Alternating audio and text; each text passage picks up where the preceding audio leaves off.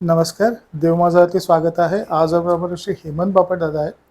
दादा, असा एक मेजर प्रश्न प्रत्येकाला पडला असतो, की मी साधना करतो, पण त्याचं व्हॅलिडेशन हवं असतं, की मी ही करतो ती बरोबर करतोय का? मी याच्यात काय बदल करायला पाहिजे? एक व्यक्ती एक सांगतो, दुसरा व्यक्ती दुसरा सांगतो. मग जो हा व्यक्ती आहे, हा 2-2 गोष्टी करत बसतो, 3 गोष्टी करत बसतो. सकाळी एक पोथी वाचणार, दुपारी एक पोथी एक अध्याय दुसऱ्या पोथीचा वाचणार, संध्याकाळी तिसऱ्या पोथीचा तिसरा अध्याय कुठलातरी एक वाचणार. त्याच्यानंतर ते जप करताना 3 जप वेगळे-वेगळे, 4 जप वेगळे-वेगळे, स्वामींचा जप करणार, शंकर महाराजांचा जप करणार. स्वामींकडनं मला हे पाहिजे, शंकर महाराजांकडनं हे पाहिजे, दत्ता महाराजांकडनं हे पाहिजे. आता इश्यू कसा येतो, जो तुम्ही तो एक पिक्चर होता याचा अक्षय कुमारचा, की तुम्ही एक गोष्ट 100 वेळा करा किंवा 100 गोष्टी एक वेळा करा. ही जी एक गोष्ट तुम्ही 100 वेळा करणार ना, त्याच्यामध्ये तुमची एक्सपर्टाईज होणार आहे आणि तोच तुमचा सर्वात पॉवरफुल पायत्रा असणार. आता हे आयुष्यामध्ये पण तेच लागू होतं. जरा याबद्दल थोडासा उलगडा करून द्या. श्रीराम. सर्वांना नमस्कार. आणि आजचा जो विषय आहे हा खरंच छान आहे. सध्याच्या काळात निगडीत एकंदरीत जे पॉडकास्ट झालेले आहेत देव माझाचे, त्याच्यातनं कमेंट्समध्ये बऱ्याच जणांचे काही प्रश्न होते. त्याच्या अनुषंगाने थोडंसं स्पष्टीकरण देतो. ग्रासलेली स्थिती आणि अवस्था हा भाग सध्या खूप आपल्या सर्वांनाच गेले 2-2.5 महिने अनुभवायला मिळतोय. एक 2-2.5 महिन्यापूर्वी जो भाग केला होता तो भाग माझ्या लक्षात नाही. तेव्हाच सांगितलं होतं की भौगोलिक बदल हे कायम घडतच असतात. म्हणजे ग्रहांच्या चाली, ग्रहांची रचना म्हणजे कसं, की त्यांचं ब्रह्मांडामध्ये असलेलं स्थान, याची रचना त्याचं कंपनशास्त्राद्वारे किंवा चुंबकीय घटनांद्वारे त्याच्यात अंतरामध्ये होणारे बदल. आणि दादा, त्याच्यामध्ये पण गेल्या वेळेपेक्षा आता काहीतरी आणखीन काहीतरी भयंकर येत आहे. भयंकर असं ह्या गोष्टींमध्ये आपल्याला सगळ्यांना सर्व आहे की त्याच्यात पुढे जायचं आहे आणि सगळे जगत जात आहे. एकाने गमतीने प्रश्न विचारला की एक माणूस जगाला नाचवू शकतो का? ते म्हणजे अमेरिकेचे ट्रम्प, की त्यांनी जर युद्धाचा निर्णय घेतला नसता तर आज माझ्या घरामध्ये गॅस आला असता. म्हणजे हा विनोदाचा एक भाग आहे. पण असं काय आहे की एक गोष्ट घडते आणि त्याचा परिणाम हा जगतावर होतो.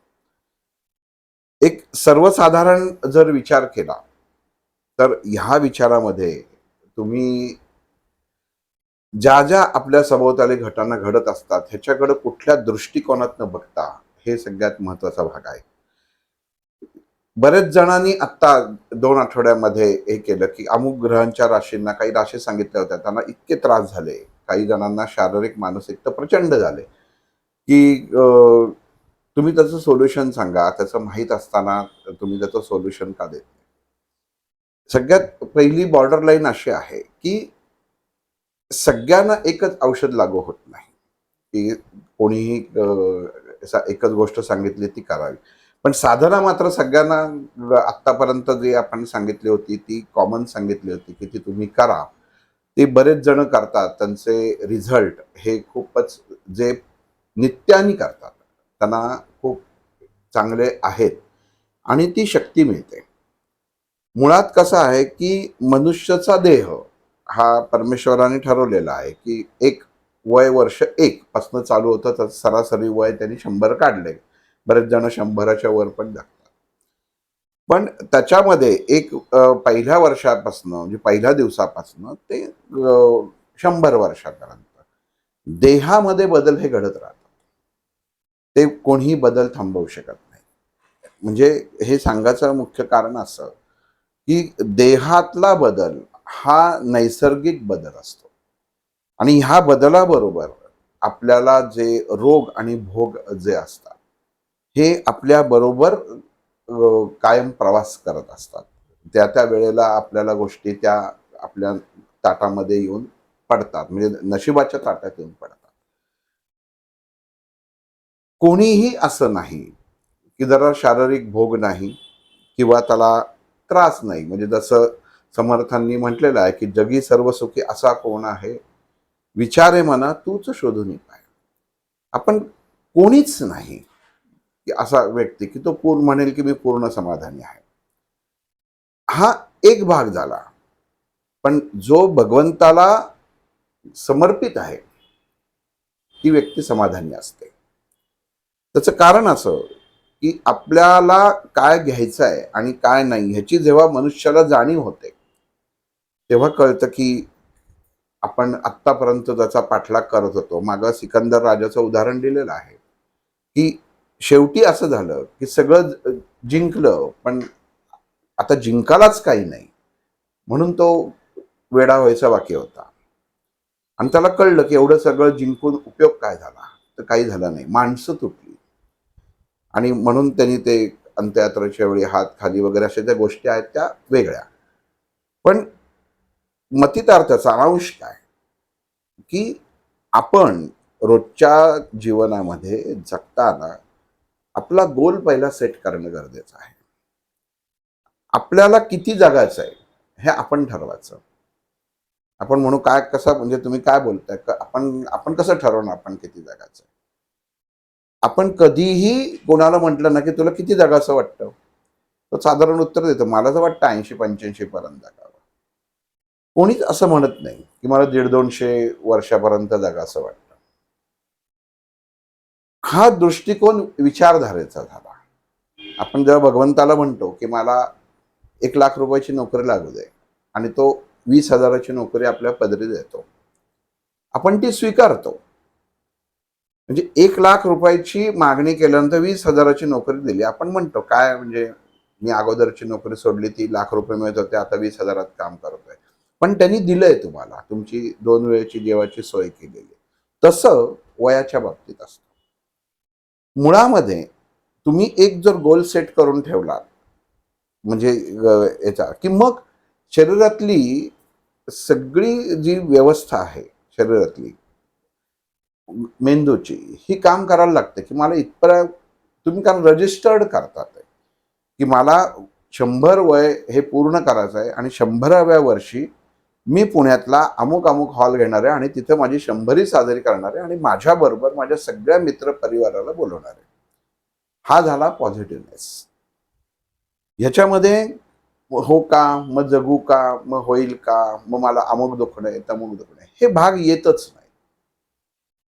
त्यामुळे जोपर्यंत तुम्ही त्या चैतन्यमय शक्तीला, ह्या ब्रह्मांडातल्या शक्तीला, त्यातलं प्रत्येक शक्ती ही क्षणोक्षणी प्रत्येक माणसाच्या भोवती फिरत असते, त्याला तुम्ही एक ट्रिगर देत नाही की इथपर्यंत मला जगायचं आहे, तोपर्यंत तो तुमच्यासाठी एक उत्तम प्रोग्राम तयार करत नाही, एक दिनचर्या तो तयार करत नाही.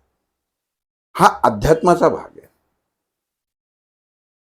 मला बरं नाहीये, मला बरं वाटत नाहीये, माझ्या मुलाचं लग्न होत नाहीये, घरात आई आजारी आहे, म्हणून मी स्तोत्रपोथी वाचतो. म्हणजे बऱ्याच जणांचे प्रश्न असे असतात की मी कुठलं पोथी वाचावी, कुठली स्तोत्र वाचावी, म्हणजे माझ्या मुलाचं लग्न होईल, मुलीचं लग्न होईल, किंवा घरात आजारी आहेत. तर ते एकाने प्रश्न मला विचारला की वडील आजारी आहेत तर ते कधी सुटतील, साधारण सांगू शकाल का? म्हणजे एक मला तर हसूच आलं. म्हणजे जी गोष्ट भगवंताने स्वतःच्या हातात ठेवलेली आहे, तर कुठलाही ज्योतिष जरी म्हटला, ठीक आहे, पत्रिकेवरनं आपण अगदी साधी आयफोन जरी तुम्ही किती महागातला घेतला तरी साधारण तो किती चालेल ह्याचा अंदाज बांधता येतो. कुठल्या क्षणी तो जळेल हेही सांगता येत नाही, अंदाज बांधता येतो. पण तसंच मनुष्याचा देह आहे की अंदाज करता येतो, नक्की सांगता येत नाही. दादा तुम्ही आणि जे सांगता ना, त्या व्यक्तीने तुम्हाला जो प्रश्न विचारला दॅट प्रायमरली इज की डिग्निफाईड लाईफ आणि क्वालिटी ऑफ लाईफ ह्या बद्दल त्याचा बघण्याचा, माझ्या मते त्याचा बघण्याचा दृष्टिकोन तो होता की मला नको की माझ्या वडील माझ्या समोर त्यांच्याच सगळ्या ह्याच्यामध्ये भोगताना हा दिसत आहे.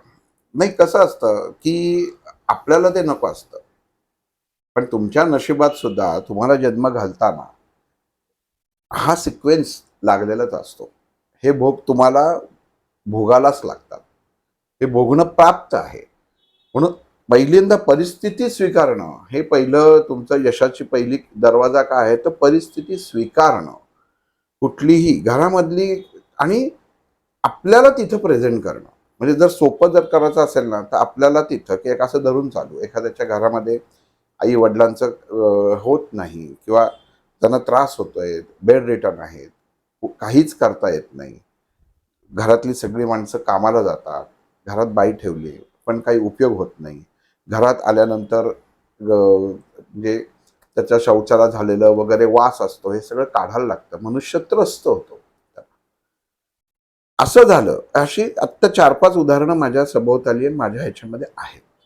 म्हणून हे मुद्दाम उदाहरण का सांगतो आहे, जसं जीवन पुढे जाणार आहे, हे तसं प्रत्येकाच्या घरामध्ये आज ना उद्या ह्या गोष्टी घडू शकतात. तेव्हा आपल्याला तिथं प्रेझेंट करणं गरजेचं आहे. आपल्याला मार्ग काढायचा ना, तर आपल्याला की हे जर मला झालं असतं, माझ्या बाबतीत असतं आणि माझ्या बाबतीत असे वागणं असते, तर मी काय केलं असतं? हा तुम्ही जेव्हा पहिल्यांदा प्रश्न स्वतःसमोर मांडताना, तेव्हा तुम्हाला सगळ्याची उत्तर पटकन मिळतात, की ठीक आहे. मग तुम्हाला कुठल्या गोष्टीचा म्हणजे वाईट वाटत नाही किंवा तुम्ही सहजतेने त्याला प्राप्त करू शकता आणि सगळ्याला मार्ग असतात. पण मला हे नको आहे म्हणून आता तुम्ही आम्हाला मंत्र सांगा किंवा मृत्युंजय मंत्र सांगा. हे जे सांगतात ना, हे कधी सांगायला लागतं, की जेव्हा डॉक्टर म्हणतात, की आता देहात काहीच राहिलेलं नाहीये. दुगदुगी आहे. म्हणजे सगळं शरीर दुगदुगी मुळात मूल्यमापन जे करत असतो, तर देहाचं मूल्यमापन जेव्हा केलं जातं शास्त्राच्या अनुसार म्हणजे वैद्यकीय शास्त्राच्या अनुसार, तेव्हा कळतं की आता काहीच नाहीये आणि आता ह्यांना त्रास होतोय. तर तेव्हा तो त्रास होऊ नये म्हणून मृत्युंजय मंत्र म्हणतात, की त्रास होऊ नये म्हणून. ते सुटावे म्हणून म्हणत नाहीये. तो त्रास होऊ नये म्हणून म्हणतात. म्हणजे ही कशी जरा थोडीशी फसवी गोष्ट झाली. म्हणजे एखाद्या व्यक्तीला त्रास होतोय, तो त्रास होऊ नये म्हणून देवाचं आवाहन करायचं म्हणजे काय, थोडक्यात त्या व्यक्तीला पुढे गती मिळते असं त्याचा अर्थ होतो. पण त्याच याच्यातनं मनुष्य बाहेर येऊ शकतो. इतकी ताकद आपल्या साधनेत आहे. इतकी 100% साधनेत ताकद आहे. मागही एकांचं मी कोथरूडचं यांचं उदाहरण दिलं. डॉक्टरांनी जमावजमी सगळी केली, सगळं झालं त्याच्यात. पण जेव्हा त्या माणसाची कंपन बघितलं, की हा माणूस जाणार नाही आणि आजही आता ह्या गोष्टीला सुद्धा माझ्या मते 3-4 महिने झाले. आजही ठणठण आहे. क्रिएटिनाईन 17 आहे. आता तुम्ही आता ज्यांना किडनीचा त्रास आहे त्यांना 17 क्रिएटिनाईन कुठल्या वैद्यकीय शास्त्रात म्हटलं तर तो मनुष्य हेच होऊ शकत नाही. 3 वेळा डायलिसिस. त्याला म्हटलं करूच नका. आता तुम्ही घंटा वाजवून आलेला आहात, तुम्हाला त्याच्यामध्ये हे नाही, त्या माणसाला स्वतःला तेव्हा अगदी जाणीव झाली की आतमध्ये मोठमोठी माणसं काळे सावल्या सगळं दिसतंय. म्हटलं सगळं झालेलं आहे ना, आता तुम्ही साधनेच्या मार्गाने डायलिसिस सोडून द्या. आता तुम्हाला कारण कसं असतं जेव्हा मनुष्य एका त्या पॉइंटला येतो की त्याला कळतं की आता बास, मला हे शरीरही नको आणि काही नको, अशी अवस्था प्रत्येकाच्या जीवनात येते. प्रत्येकाच्या जीवनात येते. असं कोणीही सुटलेलं नाही, की ज्याच्यासाठी आपण अट्टहास केलेला असतो ती गोष्ट एक दिवस माणसाला कळतं की मी चुकीच्या ठिकाणी मार्ग लागलो होतो, त्यांनी मी माणसं गमावली आणि ही आता मला कृपा करून नकोय. तर ह्या गोष्टी त्यांच्याशी जेव्हा बोलणं झालं, म्हटलं की तुम्ही आता सगळं सोडून द्या. डायलिसिस 3 वेळा असं काही वाटत नाही की तुम्ही तुमचा आज ह्या गोष्टी 4 महिने झाले. एकही डायलिसिस न करता तो माणूस व्यवस्थित आहे. म्हणजे उत्तम आयुष्य जगतोय. ठीक आहे, घरातल्या घरात जगतोय. पण रोज 3 वेळा दवाखान्यात जायचं आणि ह्या गोष्टी करायच्या ते खूप अवघड होतं त्याच्यामध्ये. म्हटलं आता झालंय त्याच्यात बदल नाही. 13चा 17चं 19-20 होईल. पण काही हरकत नाही. तुम्ही मंत्र साधनेने हे कमी करू शकता. त्या क्षणी जो विश्वास ठेवला, तो म्हणला आता मी 3च गोष्टी खाणार. एक मला जे आवडेल ते. म्हणजे काय असतं, एखादी गोष्ट डिसीज जेव्हा होतो तेव्हा म्हणजे तर हृदयाचा झाला तर डॉक्टर म्हणतात तेलकट तुपट बाहेरचं खाऊ नका वगैरे, लगेच सगळं तुम्हाला लिस्ट तयार येते की तुम्ही कोलेस्ट्रॉल हे करू नका, की सगळ्या तुमच्या रक्तवाहिन्या उत्तम प्रकारे होईल. तसं किडनीचा त्रास झाला की मग त्या किडनीला वरती परिणाम होणाऱ्या गोष्टी खाऊ नका वगैरे. मी त्यांना उलट सांगितलं, आता तुमचा गोल फिक्स आहे त्याच्यामध्ये, की आता तुम्हाला रिव्हर्स करायचं आहे. आता त्या तत्वाला तुम्ही स्वीकारा आणि आता त्याच्यात तुम्ही स्वतःचं आयुष्य उत्तम उपभोगा. तुम्हाला जे पाहिजे ते तुम्ही खा. आता पथ्य हे तुमच्या याच्यामधनं काढून टाका.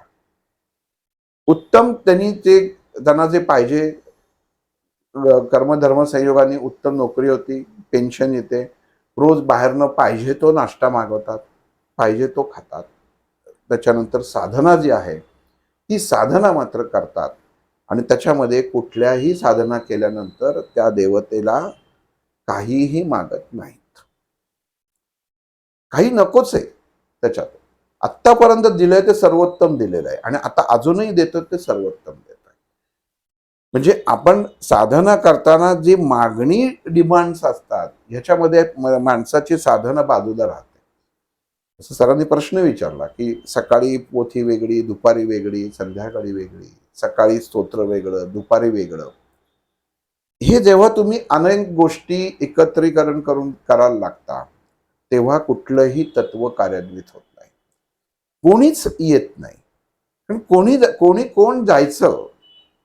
एक ह्याच्यामध्ये कसं आहे, आपण गणेश म्हटलं तर शंकराच्या मंदिरामध्ये जर आपण म्हटलं की मी गणपतीला आलो तर ते होऊ शकणार नाही. विष्णूच्या नावांमध्ये गणपतीचं नाव नाही, गणपतींच्या नावांमध्ये महादेवाचं नाव नाही. फक्त महादेवाचा मुलगा असं त्याचं नावाचा एक असू शकेल, पण प्रत्येक दैवी तत्व ह्याची स्वतंत्र ओळख आहे आणि ही ओळख आपण कायम जपणं गरजेचं आहे. त्याला योग्य तऱ्हेने आपण साधना करतोय हे आपल्या लक्षात यायला पाहिजे.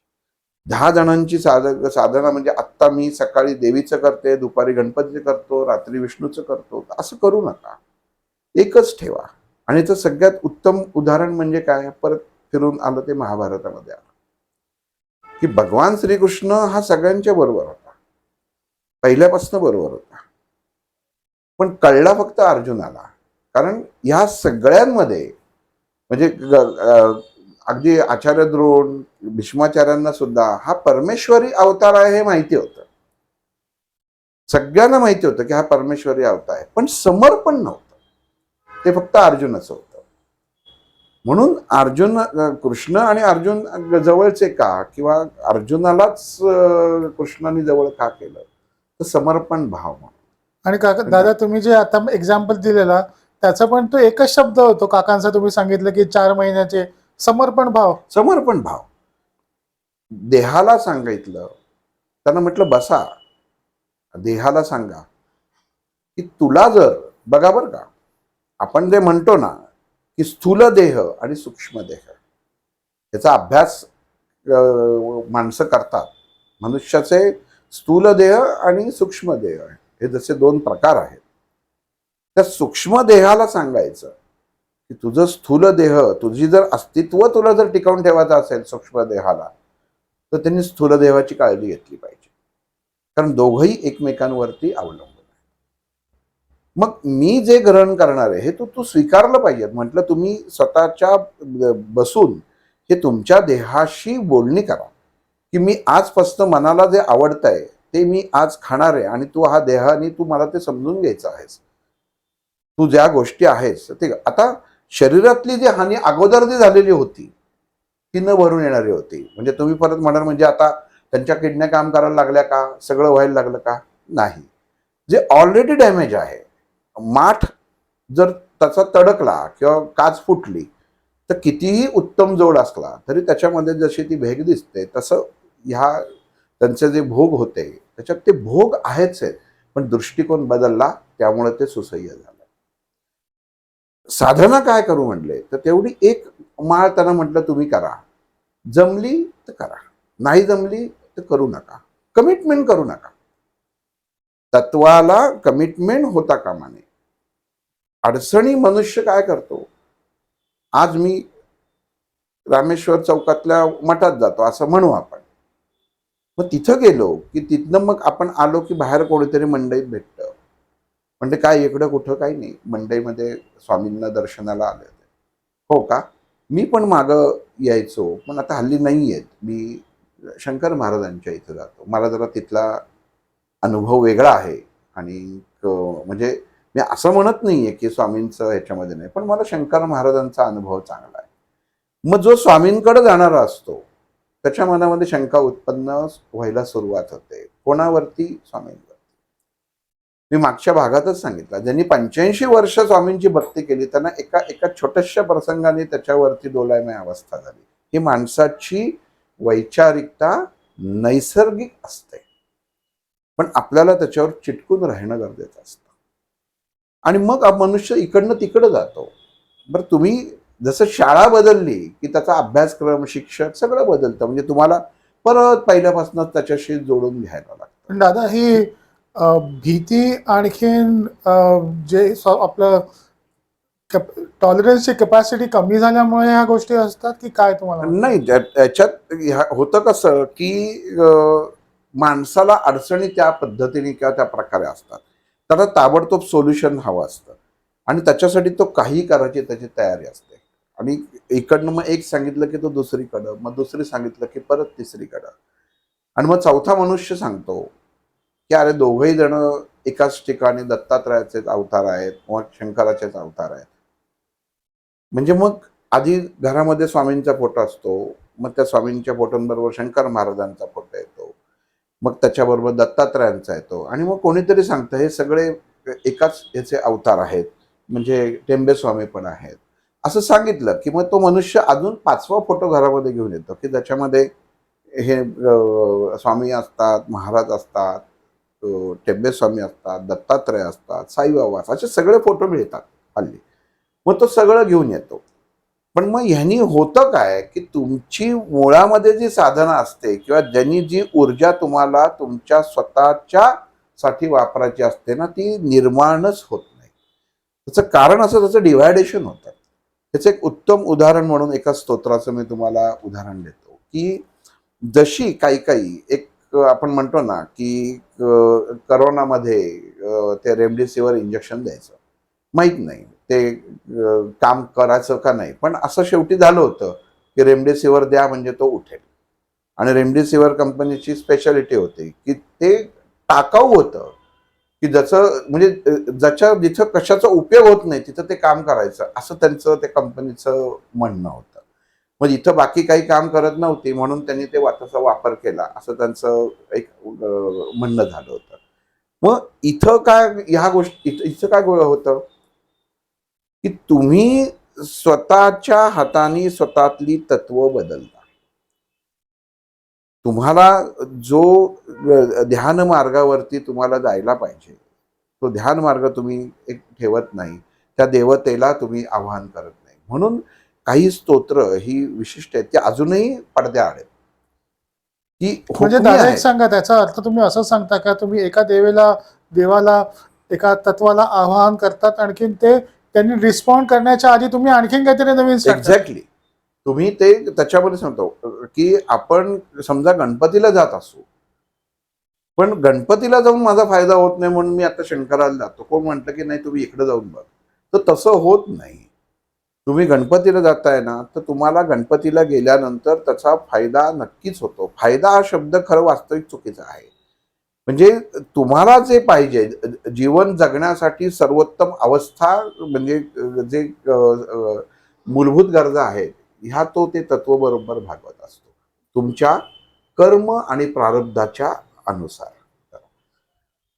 दुसरं की जे स्तोत्र तुम्हाला म्हटले, काही स्तोत्र अशी आहेत की ती आपल्याला कसं जगायचं किंवा हे शिकवतात. एकाने प्रश्न विचारला की दुर्गा सप्तशती कधी वाचतात किंवा विष्णू सहस्त्रनाम कधी वाचतात, की त्याचा खरंच उपयोग होतो का? हा उपयोग होतो का हाच प्रश्न चुकीचा आहे. म्हणजे मला जर उपयोग होत असेल तरच मी वाचेन, नाही तर मला काही त्या तत्वाशी त्या देवतेशी घेणं देणं नाही, असं त्याचा अर्थ होतो. एक स्तोत्र म्हणजे जसं आपण प्रत्येक पॉडकास्टला कुठं ना कुठं तरी एक काहीतरी किल्ली देतो की याच्यात तुम्ही जरा ही करा, तुम्ही अजून सोपं करा, तसं गजेंद्र स्तोत्र आहे की संकट जेव्हा आपण लहानपणापासून एक गोष्ट बघितली असेल की एका हत्तीच्या पाय एक मगर अशी ओढते आणि त्या हत्तीच्या सोंडेमध्ये कमळ आहे. ही लहान प्रत्येक जणांनी बघितले असेल, हे चित्र बघितलं असेल, कधी ना कधीतरी त्याच्या ह्याच्यात असेल. पण गजेंद्र मोक्ष स्तोत्र असं या स्तोत्राचं नाव आहे. ह्या स्तोत्राचं एक मी तुम्हाला महत्व सांगतो. पहिलं, एखादी व्यक्ती काहीच करत नाही तेव्हा परमेश्वर त्याला काय करतो का, त्याला रिस्पॉन्स देतो का, त्याला पाठिंबा देतो का, तर नक्की देतो. हे या स्तोत्रावरनं कळतं. गजेंद्र मोक्ष स्तोत्र म्हणजे एक डोळ्यासमोर चित्र आणा. एका तलावामध्ये हत्ती आहे आणि त्याचा पाय मगरीने धरलाय, ती मगर ओढती आणि त्या हत्तीच्या सोंडेमध्ये कमळ आहे. एवढं चित्र फक्त हे सांगतंय तेव्हा डोळ्यासमोर ठेवा. परीक्षित हा जो राजा होता, हा गप्पा मारत असताना बोलत होता ऋषींशी. तेव्हा त्यांनी विचारलं की ऋषीराज, भगवंताचं आव्हानच करायला पाहिजे का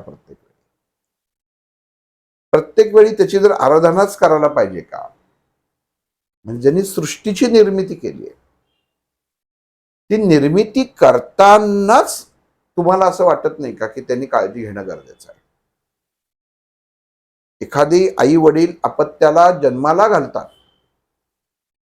आणि त्या आई वडील बघा की त्या मुलाची मुलीची अत्यंत चांगल्या तऱ्हेने काळजी घेतात.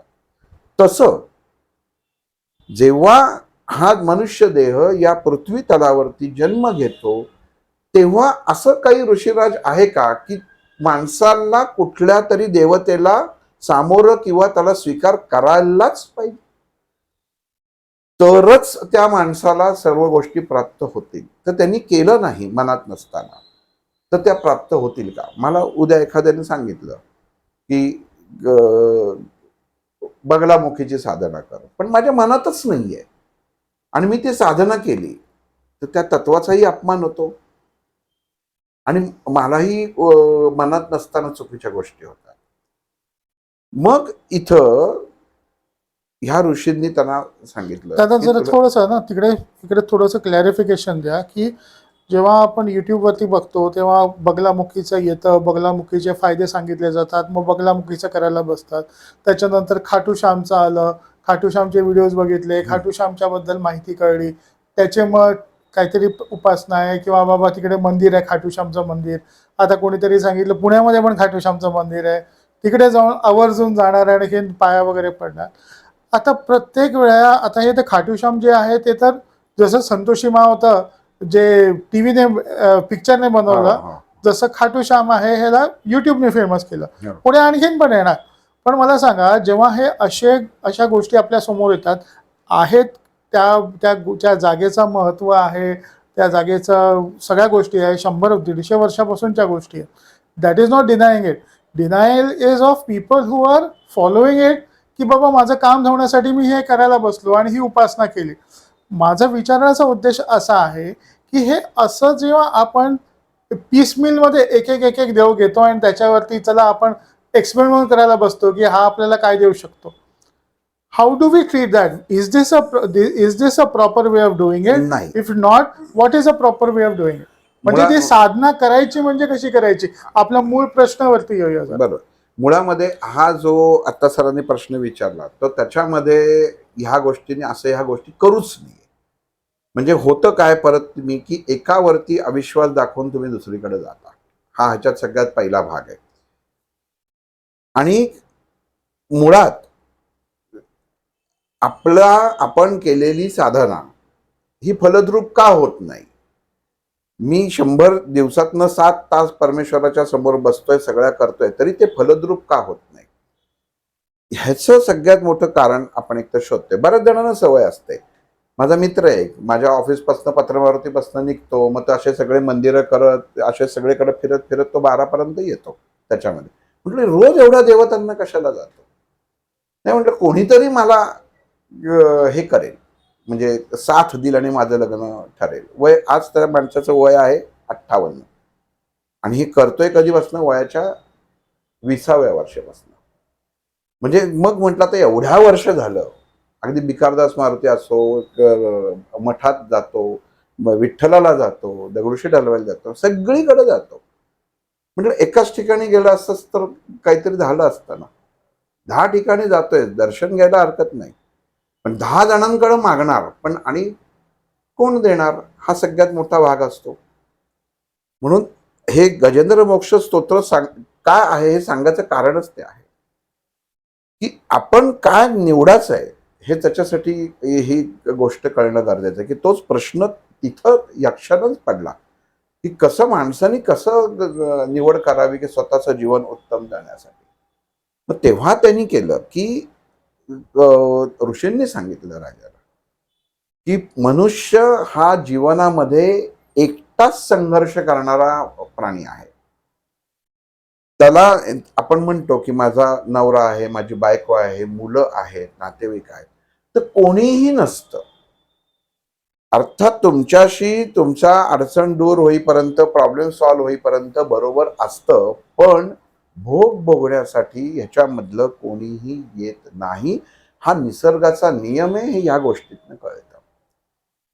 आणि त्यांनी सांगितलं हे का घडलं, तर इंद्रद्युम्न नावाचा राजा होता आणि राजा असल्यामुळे सगळं राज्याची उपभोग उत्तम होतं, पण त्याला भगवंताची भक्ती करायची होती. त्यांनी ते सगळं सोडलं, राज्य सोडलं आणि तो वनवासामध्ये जाऊन भगवंताचं नामस्मरण करायला लागला.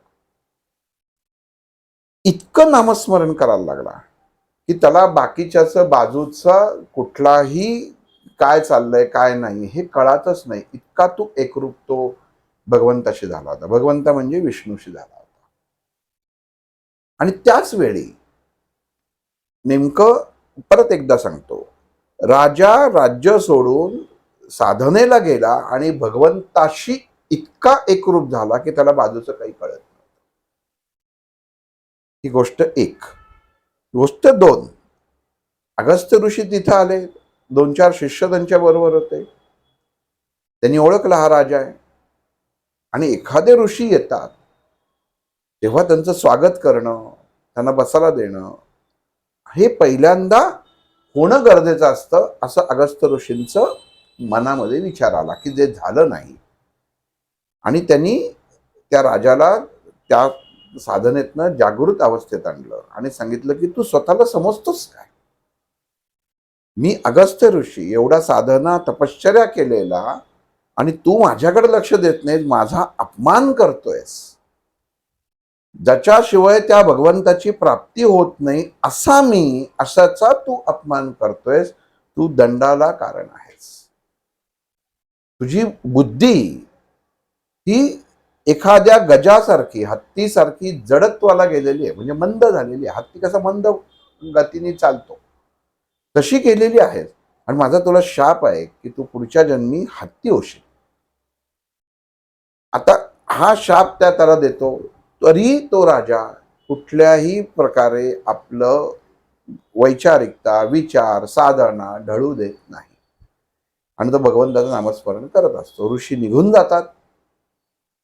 कालांतराने राजाचा जेव्हा पुढचा जन्म येतो त्याच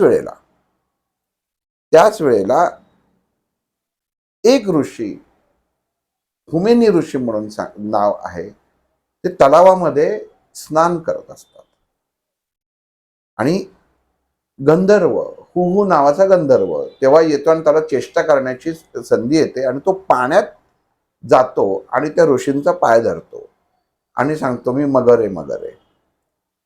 गमतीमध्ये ते ऋषी त्याच्यावर चिडतात, स्वतःला सोडून घेतात आणि त्याला शाप देतात की तुला खूप मगर व्हायची हौस आहे ना, तू पुढच्या जन्मी मगर होशील.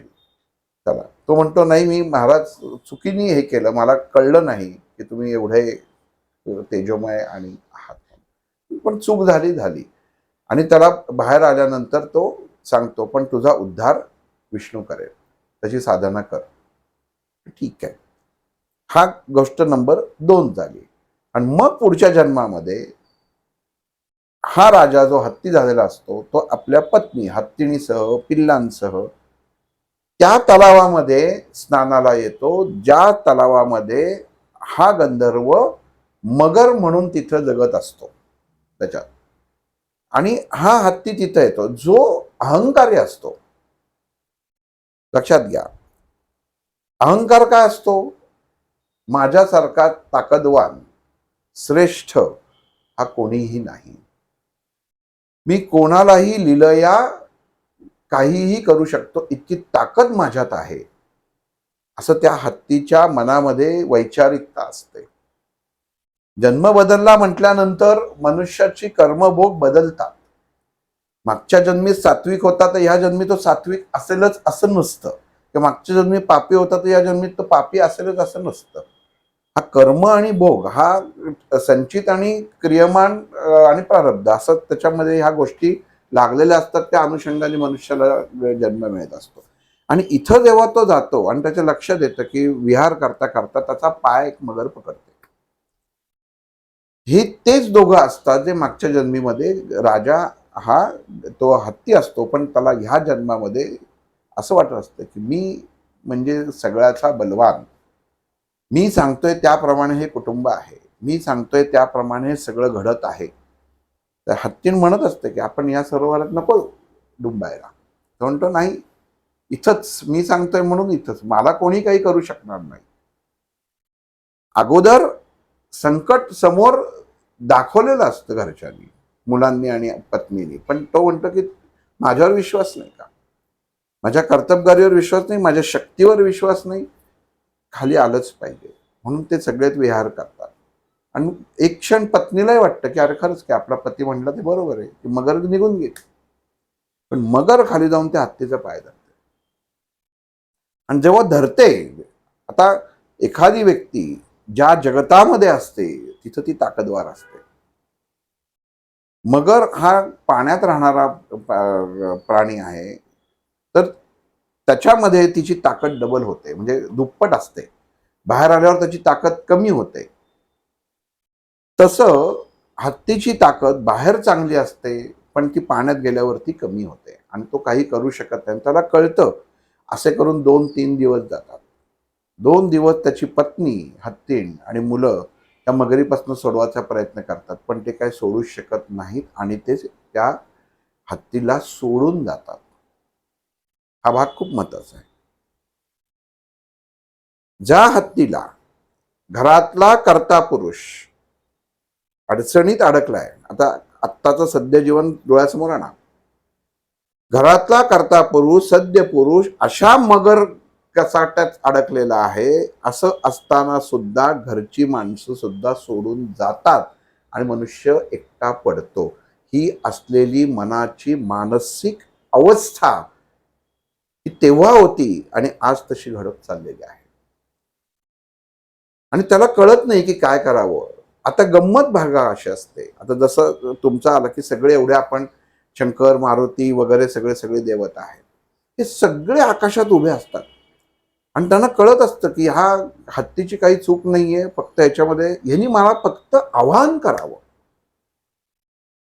देवता काय वाट बघत असतात की ह्यांनी आवाहन करावं की मी एका झटक्यात त्यांनी हाक मारल्या मारल्या जाणार आणि त्याला सोडवणार त्या मगरीपासनं. पण तो हत्ती काही कोणाला हाक मारत नाही. त्यामुळे सगळी देवता फक्त आकाशातनं बघत असतात काय घडतंय ते.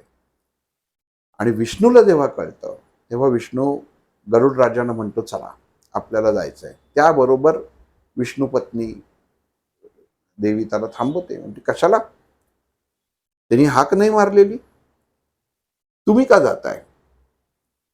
त्यांनी जर हाक मारली असती आणि तुम्ही गेलात तर योग्य होतं, पण त्यांनी हाक मारलेली नाहीये. एवढे देवता त्याच्या मदतीसाठी आहेत, पण त्यांनी कोणालाच हाक मारली नाही. आणि तो बघा त्याचा अजून अहंकार गेलेला नाहीये.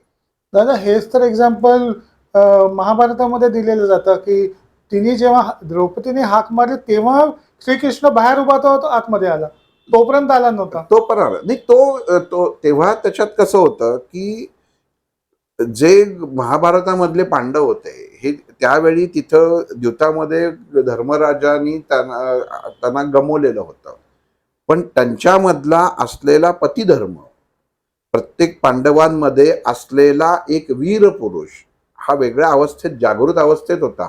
कारण त्यांनी द्रौपदीला पत्नी ह्या भूमिकेत पाहिलं म्हणून ते काही करू शकले नाही. पण आपल्या नगरामधली एक स्त्री म्हणून जर पाहिलं असतं आणि जर त्यांनी तिला सोडवलं असतं तर तो अधर्म नसता, तो धर्म होता. पण भगवंतानी तोपर्यंत वाट बघितली की ह्याच्यातले हे करू शकतायत का, म्हणजे घरची माणसं अगोदर मदत करतायत का. पण ती भूमिका कोणीही त्यावेळा स्वीकारली नाही मोठ्या भावाचं ऐकून. म्हणून काही वेळा सुद्धा की आपल्या जीवनामध्ये आपण मोठ्या भावाला मान किंवा वडीलधाऱ्यांना मान नक्की द्यावा. पण ते जर स्वतः चुकीचं वागत असतील आणि तुम्ही जर त्याला अनुमोदन दिलं तर ते चूक आहे, ते अधर्म आहे. म्हणून तिथं ते बाहेर थांबले. आणि मग शेवटी जेव्हा वस्त्र म्हणजे तिच्या लाजेमध्ये हात घातला तेव्हा त्यांनी ते आले. ती तशी गोष्ट आहे. आणि मग इथं जेव्हा भगवान विष्णू म्हणतात की नाही मी स्थितीचा स्वामी आहे, हे इथं खूप म्हणजे गंमत इथनं चालू होते. तो म्हणले ज्याला माझी गरज आहे त्यांनी मला हाक मारो नाही तर न मारो, मी त्याच्या मदतीला जाणार. कारण माझं हे आद्य कर्तव्य आहे. कारण स्थिती तत्व हे माझ्या खात्यात येतं. म्हणजे जसं ब्रह्मा विष्णू महेश, उत्पत्ती स्थिती लय, की जसे हे 3 डिपार्टमेंट जसे विभागून दिलेले आहेत, हे 3 भाग विभागून दिलेले आहेत, तसं भगवंताला हाक मारत त्याला कळलं की माझा भक्त इथं अडचणीत आहे. तो त्याच्या आठवणीची वाट बघत बसता नाही. त्याला माहिती होतं की ह्यांनी पूर्व जन्मामध्ये सुद्धा माझी प्रचंड भक्ती केलेली आहे आणि हा शाप त्याच्यामुळे आहे. पण या जन्मामध्ये असलेला अहंकार की जो आता बुडलेला होता, आता तो संपाला लागला होता आणि आता त्याला कळलं होतं की नाही हे भोग हे माझे मलाच भोगाचे आहेत, माझे घरचे सुद्धा मला सोडून गेले. ही अवस्था आजच्या बऱ्याच घरामधल्या माणसांची आहे की जे आपण स्वीकारत नाही. इथं ती स्वीकारली आणि मग तिथं भगवान विष्णू गरुडावर बसून त्या तलावाकाठी येतात आणि दोघांनाही बाहेर ओढून काढतात. हत्तीलाही काढतात आणि मगरीलाही काढतात आणि स्वतःच्या चक्राने, सुदर्शन चक्राने त्या मगरीचा शिरच्छेद करतात आणि त्याचा पाय सोडतात. ह्या स्तोत्राचं महत्व असं आहे की हत्ती एवढं संकट, हत्ती एवढं संकट जरी मनुष्याला आलं तरी त्यांनी जर भगवंताचं म्हणजे विष्णूचं स्मरण केलं तर विष्णू तुम्हाला मदत केल्याशिवाय राहत नाही. हा सगळ्यात महत्वाचा आहे. म्हणजे विष्णू सहस्त्रनाम का म्हणावं, विष्णूची नामावली का घ्यावी, हे आपल्याला कळलं पाहिजे. म्हणजे सकमचा म्हणतोय म्हणून विष्णू स्मरण करू नये. कुठल्या अवस्थेतनं तो येतो. विष्णूचं जी नामावली आहे त्या प्रत्येक नामामध्ये त्याचा प्रत्येकाचा अर्थ वेगळा आहे. विष्णूची त्यावेळी असलेली भूमिका वेगळी आहे. मला कोण पाहिजे, मी घरात गेलो तर मी मुलाशी बोललो तर मी वडील म्हणून बोलणार आहे आणि पत्नीशी बोललो तर पती म्हणून बोलणार आहे. मग मी कुठल्या भूमिकेत पाहिजे ह्या नामावलीतनं कळतं की मला कोणाची मदत पाहिजे. म्हणजे ऋषिकेश पाहिजे मला, म्हणजे ईशान्याय नमः पाहिजे, हिरण्य गर्भाय पाहिजे. ह्या प्रत्येक अवस्था विष्णूच्या दिलेल्या आहेत. विष्णू नामावलीमध्ये ह्या सगळ्या गोष्टी आहेत. केशव पाहिजे, नारायण पाहिजे, माधव पाहिजे. मग ही विष्णूच्या अवस्था आहेत. मग हे स्तोत्र जे आहे हे मनुष्याला अतिशय गंभीर संकटातनं बाहेर काढतं. म्हणून ह्या स्तोत्राचा बऱ्याच जणांनी आणून त्याचा अभ्यास करणं किंवा वाचणं, संस्कृतमध्ये आहे पण खाली अर्थ पण दिलेला आहे, तो वाचला तरी चालेल. अपेक्षा ठेवू नका. मी परत सांगतो की आता चला म्हणजे मला एक मार्ग मिळाला, आजपासून मी आता सगळं बंद करून आजपासून हे गजस्तोत्र वाचायला सुरुवात तर तसं नाहीये. हे तुम्ही समजून घ्या. हे एक शेवटचं हत्यार आहे, ते पहिलं काढू नये.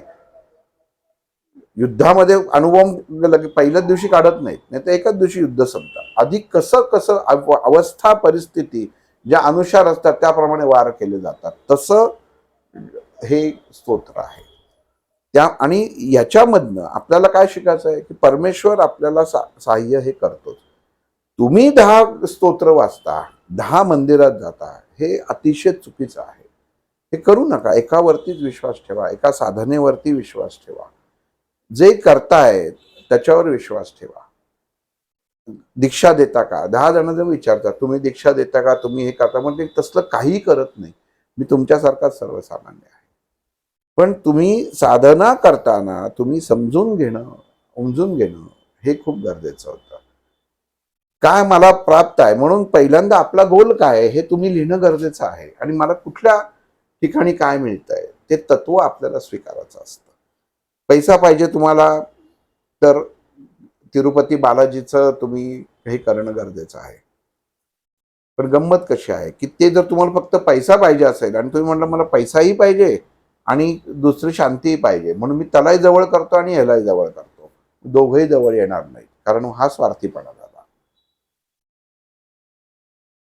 पण असं तत्व बरोबर ठेवा. विष्णू तत्वाची सेवा करा, सर्व तुम्हाला प्राप्त होतं.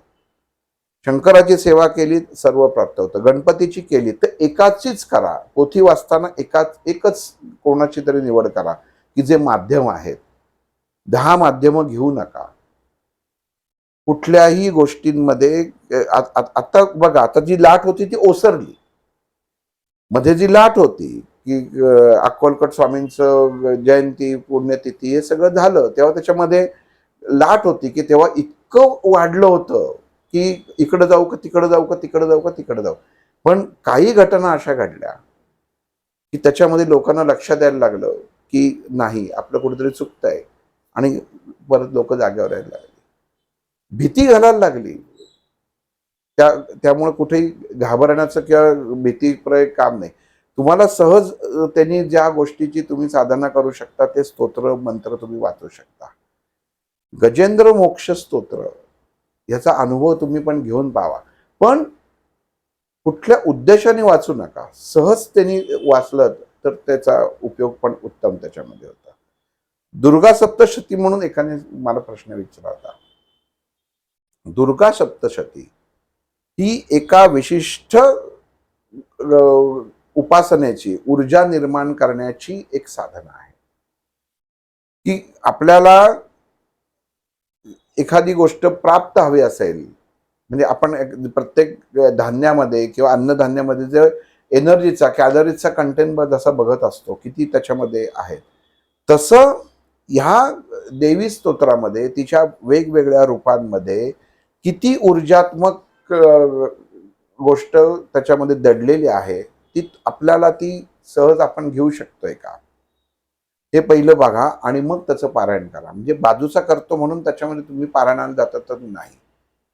मग शास्त्रामध्ये त्याला कालावधी ठरवून दिलेला आहे की अमुक अमुक महिन्यामध्ये तुम्ही ह्या गोष्टींचं पारायण करा. का?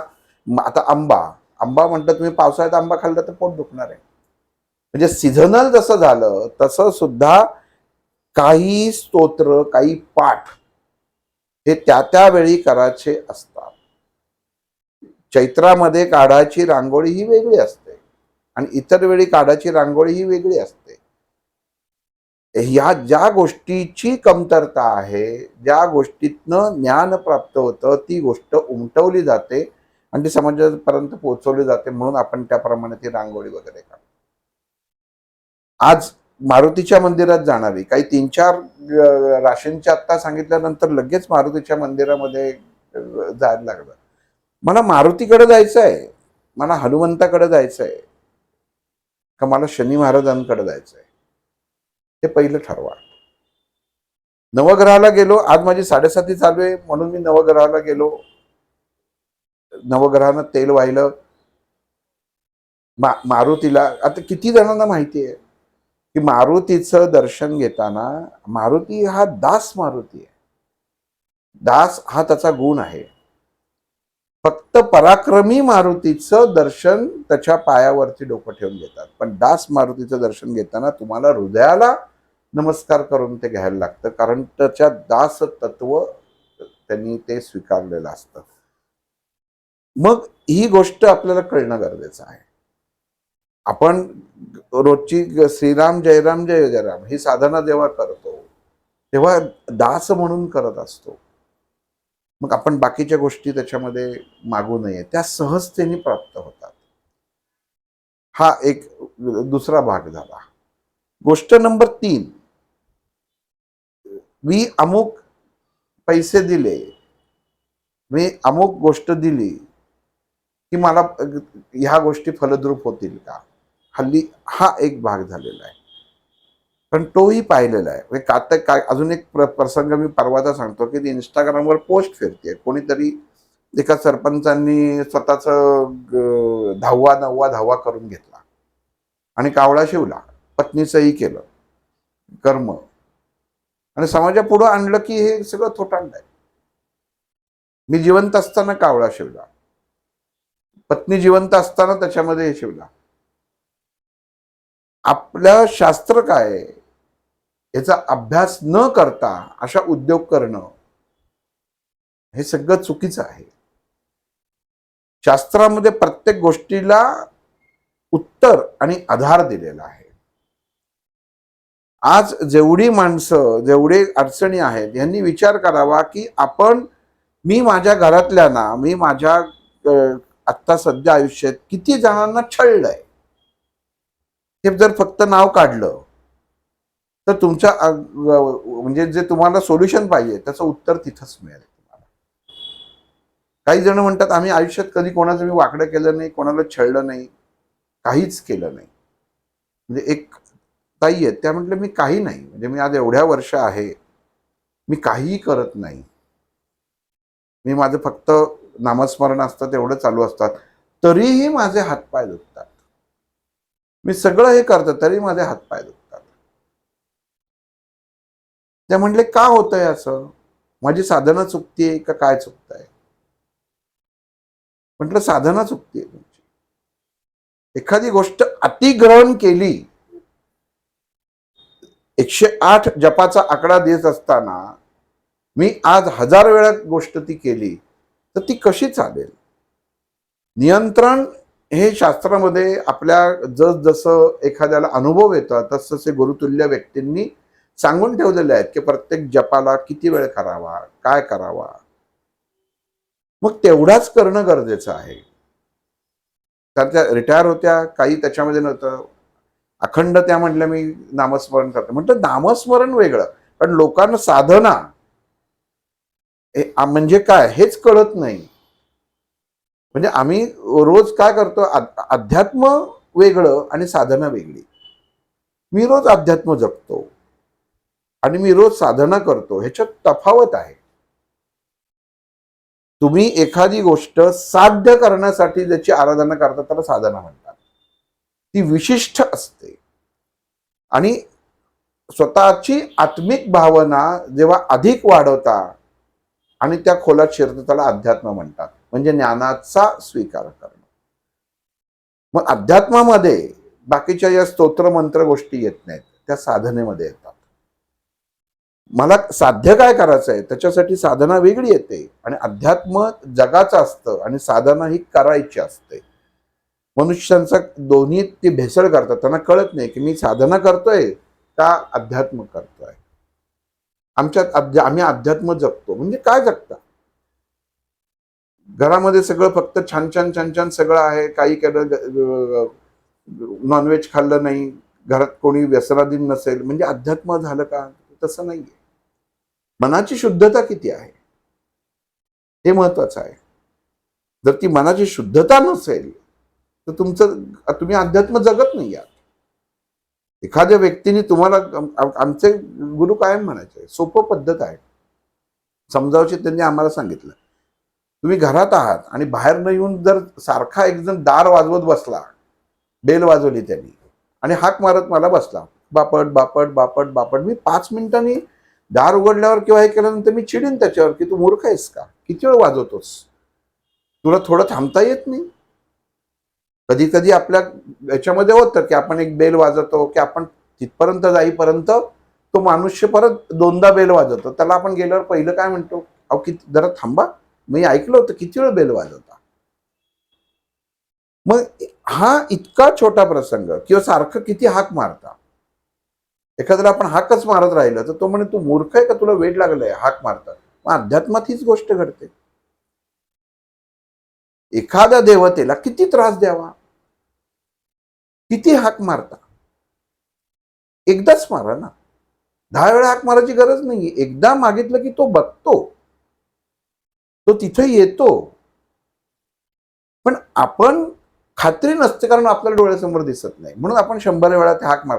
घाबरून माणसं दिवसभर साधना करत आहे, वाचन करत बसतात, प्रत्येका ह्याच्यामध्ये स्तोत्र घालत बसतात, फोटो गोळा करत बसतात, खिशात ठेवायचे, तोंडाने त्याचे म्हणजे त्याला चुंबन घ्यायचं, किस घ्यायचं तोंड. आपण कशाला पाहिजे त्या गोष्टी. आपण काय आपल्या मुखातनं काय असतं, अनेक जणांना सवय असतात. मंदिरामध्ये गेल्या त्या पादुका असतात, त्या पादुकांना ओठ लावतात. ओठ लावू नये. आपल्या कपाळ जे असतं आज्ञाचक्रावरती आपण आज्ञाचक्र टेकवायचं असतं. इथं हे कर. आणि एकाने बघितलं की त्याला वाटतं काहीतरी हा मोठं काहीतरी वेगळं करतोय, इतर जण करायला लागतात. ज्या गोष्टी जिथं आहेत तिथं करा ना, नको तिथं कशासाठी करता. हे का सांगतोय, ह्या चुकीच्या गोष्टींचा जेव्हा वापर होतो तेव्हा तुम्ही ज्या पद्धतीने वर येत असताना तेव्हा परत तेवढे खाली जाता. एक गोंदवलेकर महाराजांचं घेत नामस्मरण गोंदवलेकर महाराजांनी लिहून ठेवलेलं आहे. त्यांनी 10 लिहिलेत का, नाही. श्रीराम जयराम जय जयराम अखंड नामस्मरण कुठेही घेऊ शकतात. हे नामस्मरण झालं. नाम न अहम मी म्हणजे नाम त्याला जे म्हणतात, ज्याच्यामध्ये मीपणा नाहीये त्याचं स्मरण म्हणजे तो राम. म्हणून रामाचं अखंड नामस्मरण पाहिजे. त्याला त्यांनी आराधना किंवा उपासना सांगितलेली नाहीये, नामस्मरण हाच शब्द वापरलाय. आणि नामस्मरण अखंड असतं. तसा श्वास अखंड, तसं नामस्मरण अखंड. पण तुम्ही जर एखाद्या तत्वाला कंटिन्यूस 24 तास जर हाक मारत बसलेला असाल, स्वामी स्वामी स्वामी स्वामी, तू काय करतोयस, तुम्ही काय करताय, तुम्ही किती पालन करताय, हा लेखाजोगा आपण कधी बघत नाही. आणि हा बघणं गरजेचं आहे. मी एका ठिकाणी म्हणजे एकाच ठिकाणी जाईल, हे का होत नाही.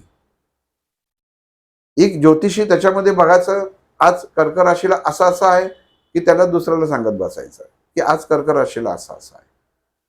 मग हो का, मग त्याच्यात हे कशासाठी पाहिजे. ब्रह्मांडातले ग्रह त्यांच्या अनुषंगाने फिरणारच आहेत. सूर्य टेम्परेचर 42 होणारच आहे, कारण त्याला कारण आपणच आहोत. मग आपल्याला दोष न देता आपण सोल्युशन काढतो, आपण लगेच त्याला आपण एअर कंडिशन बसून घेतो, पण आपण सुधरत नाही की माझं चुकतंय कुठं. आम्ही सिमेंटचं जंगल वाढवतच जातो, आम्ही निसर्गाच्या विरुद्धच जातो. मग निसर्गाच्या विरुद्ध गेलं की या गोष्टी होतातच. म्हणून आपण अध्यात्म करताना पहिल्यांदा तुमचा गोल काय इथनं सुरुवात करणं गरजेचं आहे.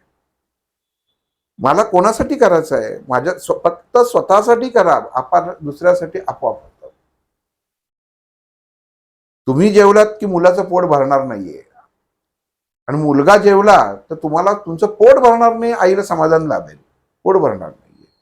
तुमचं तुम्हालाच जेवायचं आहे, तुमचं तुम्हालाच सर्व गोष्टी करायच्या आहेत. प्रभू रामचंद्रांना भोग हे भोगले त्यांनी वनवासाला. देव माणूस होता, म्हणजे देव होता, माणूस माणसाचा जन्म घेतला पण देव होता. म्हटलं असतं तर क्षणात त्यांनी सगळं टाळलं असतं, नाही टाळलं. ही शिकवण आहे आपल्याला, आपण याच्यातनं शिकलं पाहिजे. श्रीकृष्णाने आपल्या त्या अडकून बसू नका हे कृष्णाकडनं आपण शिकतच नाही. आपण फक्त ते कालाष्टमीत स्पीकर लावून त्याची मजा घेतो. पण कृष्णाने प्रत्येक अवस्था ही जिथं सोडली तिथं तो परत गेलेला नाहीये. हे त्यांनी समाजाला सांगितलेलं आहे. हे अध्यात्मक आहे. हे जे स्वीकारलं आहे की जीवन जगताना ज्या अवस्थेतनं तुम्ही पुढे जात आहात त्या अवस्थेत परत तुम्ही फिरू नका, मागं येऊ नका. माझं हे राहिलं, माझं ते राहिलं नाही. नर्मदेला परिक्रमेला लोक जातात, ते तुम्ही इथं काहीतरी सोडून जा. ते मोबाईल घेऊन गेल्यावर तुम्ही जर कंटिन्यू त्याच्या कनेक्टिव्हिटीमध्ये असाल तर त्याचा काय उपयोग आहे? आणि मग त्याला सोपं कारण सांगायचं, इतरांना दर्शन व्हावं म्हणून मी मोबाईल घेऊन जातो आणि सगळ्यांना दर्शन देतो. म्हणजे इतरांना दर्शन देण्यासाठी तू तिथं नेटवर्क आहे की नाही ते बघणार, त्याच्यात तुझं मन लागणार, मग तू त्या नर्मदे मैयाच्या इथं साधनेसाठी काय करणार, काय करायला गेलेला आहेस? त्यामुळं अध्यात्म नीट समजून घेणं गरजेचं आहे. प्रत्येक गोष्टीमध्ये इमिजिएट इफेक्ट होतो, म्हणजे हेही खात्रीने सांगतो. इफेक्ट ताबडतोब होतो. फक्त तुमचा मार्ग जो आहे हा तुम्ही 10 ठिकाणून जायला तिथं बघता, ते जाऊ नका. 10 लॅब केल्या मध्ये नाही, एकाच लॅब मधनं 100 टेस्ट केल्या, पण 100 डॉक्टरांना नाही, डॉक्टरांना एकाच दाखवतो आपण. नाही तर 100 डॉक्टरांना दाखवत बसतो का की मी टेस्ट केला, टेस्ट नाही. डॉक्टर एकच जो आहे फॅमिली डॉक्टर, त्याला नेऊन दाखवतो या सगळ्या 15 टेस्ट झालेल्या आहेत, आता काय ते तुम्ही मार्ग सांगा. मग त्या एकाच डॉक्टरचं आपण त्याच्यामध्ये देतो, तो सांगतो त्याप्रमाणे आपण जीवन जगत असतो. त्याला माहिती असतं त्या डॉक्टरला की ह्यांची फॅमिली हिस्ट्री काय. मग भगवंताला, त्या तत्वाला जो पहिल्यापासनं आपण आवाहन करत असतो एकालाच, त्याला माहिती असतं की मी हा जो माझा भक्त माझं नामस्मरण करतोय, माझं नाव घेतोय मुखातनं, त्याची वैचारिक हिस्ट्री काय आहे हे त्या तत्वाला माहिती असतं. आपण ते मानत नाही आपल्याला, कारण ते समोर दिसत नाही की होतंय की नाही, आपल्याला कळत नाही. आपल्याला लगेच आपण वाटतो की नाही आपल्याला लगेच व्हायला पाहिजे, गुरुचरित्राचं पारायण केल्यावर लगेच गोष्टी व्हायला पाहिजेत. नक्की होतील, पण तेवढं तुम्ही तुमची आर्तता आणि त्याच्यामध्ये पहिल्यापासनं असणं गरजेचं आहे. मित्र आहे माझा त्याच्यामध्ये, 3 वर्षापूर्वी त्याचं छातीचं ओपन डॉक्टरांनी करायला सांगितलं, लिहून घेतलं होतं की ऑपरेशन मध्ये थिएटरवर जाऊ शकतो. म्हटलं ठीक आहे, पण न चुकता आनंदाश्रमात गुरुचरित्राचं पारायण करायचं. आणि ते 7च्या वेळीच तो ऍडमिट होता. म्हटलं एक काम कर, घाबरला, अर्थात घाबरणारच, कारण याच्यात सांगितल्यानंतर मनुष्य शेवटी मनुष्य प्राणी आहे. त्याला म्हटलं तू काम कर, 2 दिवसांनी ऑपरेशन आहे ना, शुक्रवारची गोष्ट होती, म्हणजे शुक्रवार शनिवार रविवार 3 दिवसात दत्तात्रयांचं तू पारायण कर. म्हणजे विचार करा, कॅथेड्रॉल लावलेलं, सलाईन लावलेलं, इथं छातीमध्ये फाडून त्याच्यामध्ये चेक केलेलं, हलता येत नव्हतं, नाकामध्ये नळी टाकली होती अन्नासाठी, अशा याच्यामध्ये मी त्याला म्हटलं की तू बसून पारायण कर. की डॉक्टरांनी सांगितलं की नाही नाही बसायचं नाही, बसताय कसले, बसलं की छातीवरती प्रेशर आहे. म्हटलं तू कर, म्हटलं विश्वास ठेव. त्यांनी दत्तात्रयांवरती विश्वास ठेवला. त्यांनी दत्तात्रयांना सांगितलं दरवर्षी करतोय मी, कारण जर पारायण करताना माझा समर्पित भाव योग्य असेल तर तुम्ही मला वाचवणारच आहात, आणि जर तो समर्पित भाव अति चांगला असेल तर माझं तुमचं दर्शन ह्याच वेळात होणार आहे. आणि त्याला ऑपरेशन व्यवस्थित झालं, सगळा व्यवस्थित, तो ठणठणीत आहे.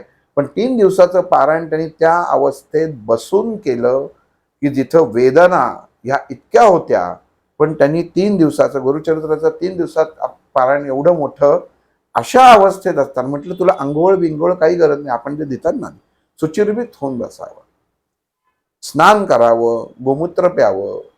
कधी विचार केलाय का की आपण पोथी वाचताना गोमूत्र का प्यायला सांगतात? मनामध्ये विचारांमध्ये घाण असते म्हणून ते गोमूत्राने शरीर शुद्ध करायचं. आपण असं ते गोमूत्र प्यायचं म्हणून नाही, अगदी आपण आवडीने पाचतो, पी रे गोमूत्र पी.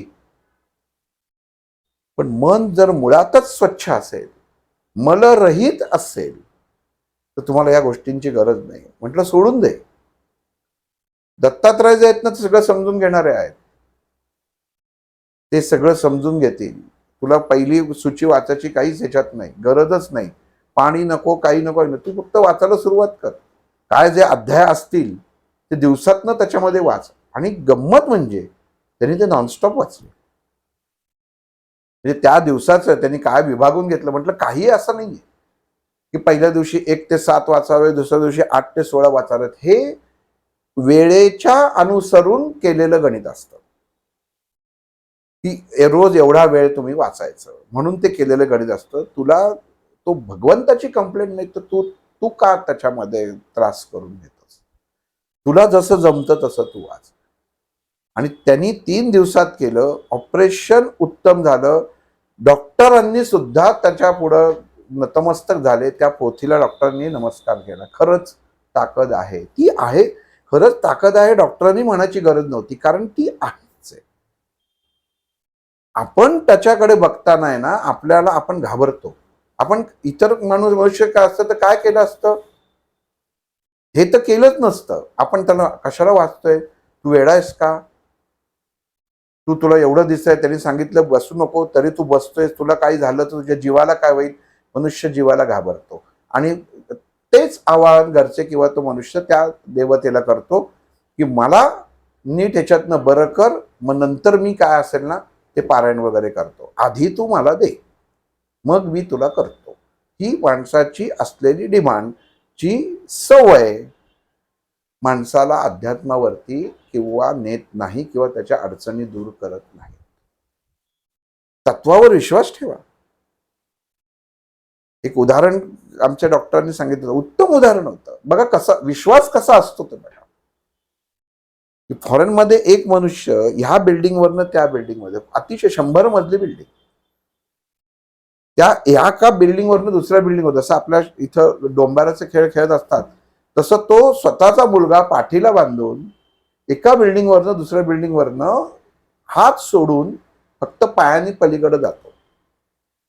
प्रचंड पैसा कमवत असतो. सगळेजण टाळ्या वाजवतात, सगळे त्याच्यामध्ये हे करतात आणि तो खाली येतो. आणि एक दिवस सगळ्यांचा त्याला असं खास प्रोग्राम असतो की 2 वेळा त्यांनी ते करायचं आणि तो ते 2 वेळा करतो. सगळे खाली येतात, सगळी माणसं त्याची वाहवा करतात, किती छान, किती हे, की तुम्हाला आमचं खूपच तुम्ही आहेत. तो सगळ्यांना एकच प्रश्न विचारतो की तुमचा लोकांचा माझ्यावर विश्वास आहे का, मी हे इकडनं तिकडं जाऊ शकेन आणि परत तिकडनं येऊ शकेन जेव्हा दुसऱ्यांदा हे करायची वेळ येते तेव्हा. सगळे म्हणतात अगदी लिहिलंय, काळजीच करू नको, तू तेवढा मास्टरच आहेस, तू आरामात इकडनं जाऊन तिकडनं येते, आम्हाला खात्री आहे, अगदी खात्री आहे. ते म्हणते तुम्ही लिहून देतात, ते म्हणते हो आम्ही लिहून देतो, खात्री आहे की तू इकडनं तिकडं करशील, एवढा तू त्याच्यामध्ये निपुण आहेस. म्हणतो ठीक आहे, हरकत नाही, मग मी असं करतो की तुमच्या कडेवरचं मूल माझ्या पाठीला बांधा.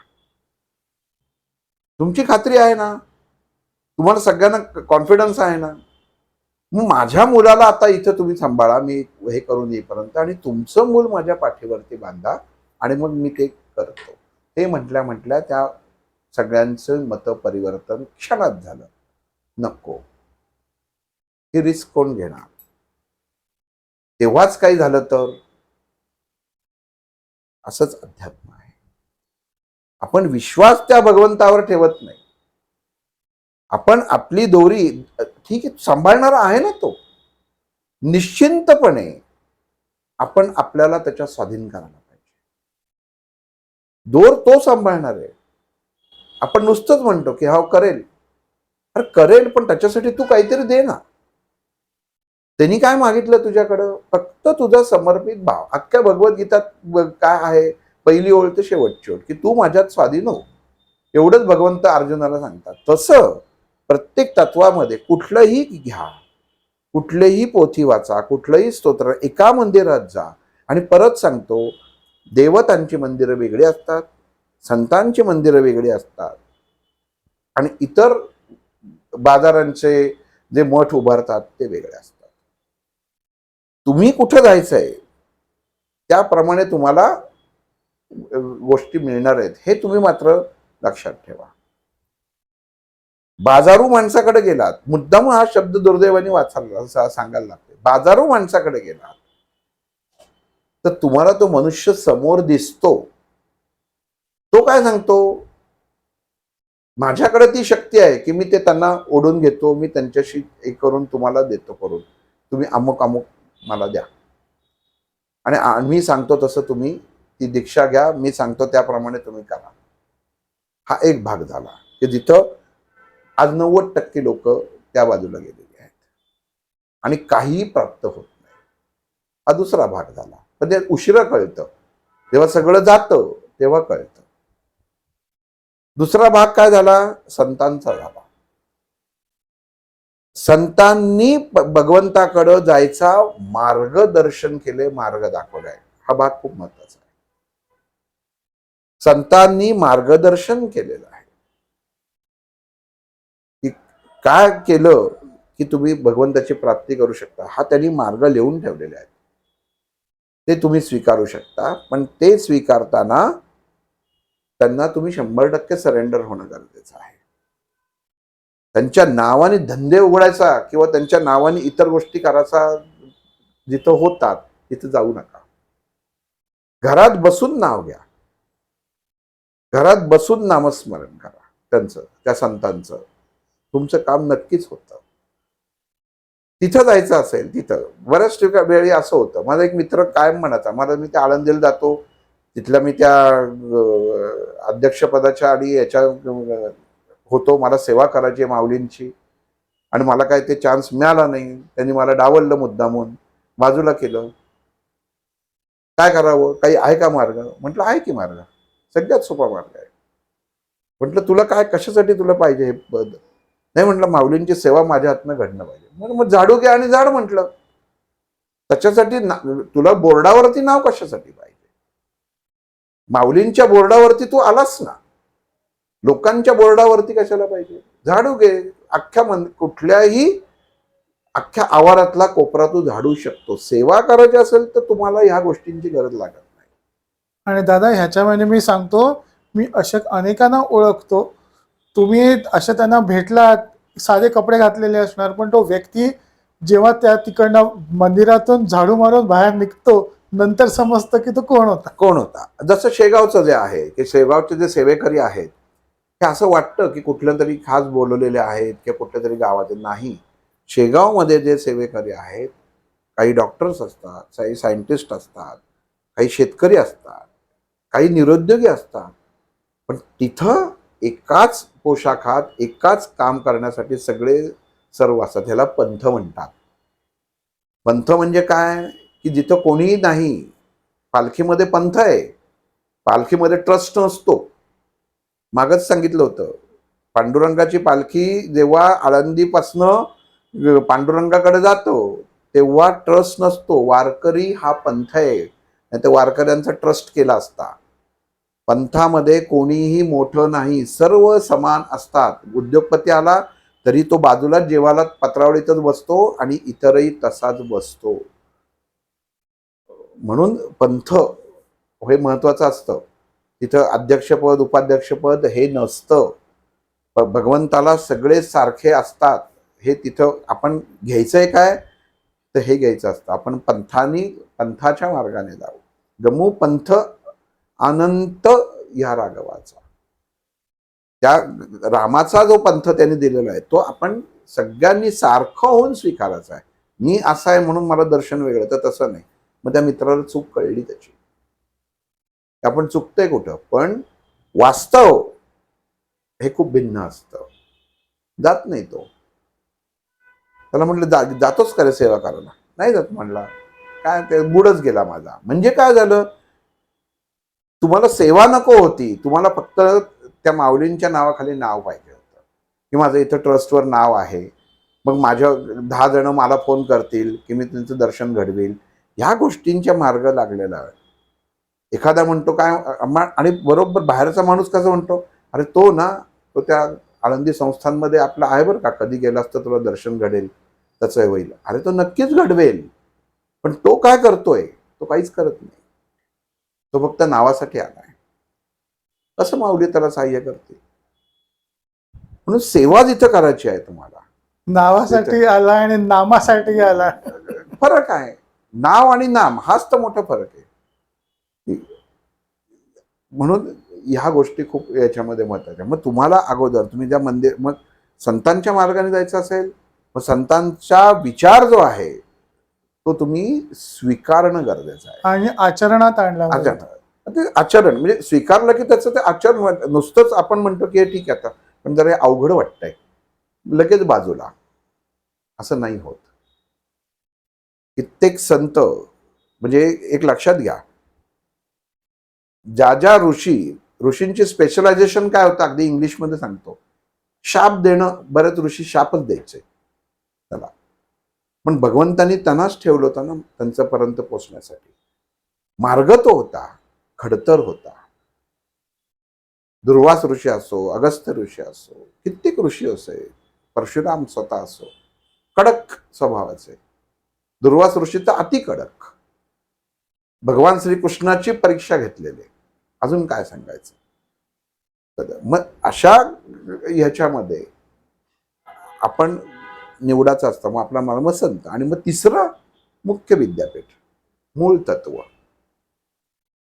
मग त्या तत्वापाशी तुम्ही मला फळ मिळतंय की नाही याची अपेक्षा करायची नसते, समर्पण करायचं असतं. अर्जुनाने महाभारतामध्ये कृष्णाला समर्पण केलं. माहीत नव्हतं युद्ध जिंकू का नाही ते, पण कृष्णाला समर्पण होतं. असा त्याचा अर्थ असा नाही की कृष्ण हा अर्जुनाचा सारथी होता म्हणून महाभारतात पांडव जिंकले, अजिबात नाही. समर्पित भाव होता, हा वेगळा होता. आणि ती ताकद जी निर्माण झाली त्यांनी अर्जुनाने शौर्य गाजवलेलं आहे. पांडव सुद्धा इतर सुद्धा होते, पण शौर्य गाजवायचं आपण म्हणतो तर ते का अर्जुनाला म्हणतो तर भाव समर्पित होता कृष्णाबरोबरचा.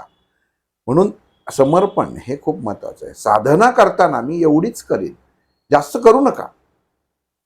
अति केलेली साधना जास्त.